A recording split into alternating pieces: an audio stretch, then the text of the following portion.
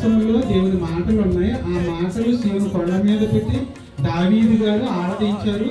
ఆ ఆరాధించిన స్థలములోనే సొలొమోను గారు ఏం చేశారు? మందిరాన్ని కట్టారు.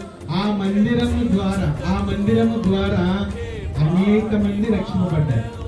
మీకు అర్థమవుతుంది? అనేక మంది ఆ మందిరం ద్వారా రక్షింపబడ్డారు. ఇప్పుడు కూడా చాలా మంది ఆ మందిరం దగ్గరికి వెళ్ళిపోయి అదే పరిశుద్ధ స్థలం అని అక్కడే బాప్తిసం తీసుకుని అక్కడే ఉన్నాడు దేవుడు అనుకుని భ్రమలో ఉన్నారు. కానీ దేవుడు అన్ని చోట్ల ఉన్నాడని చెప్తున్నాడు. చెప్పాడమ్మా? చెప్పాడా?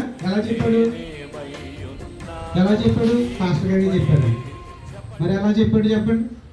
ఎవరు ఎక్కడ ముగ్గురు నా నామం, ఇద్దరు ముగ్గురు ఎక్కడైతే నా నామం కూడుకుంటారో వారి మధ్య ఉంటానని చెప్పాడు కదా.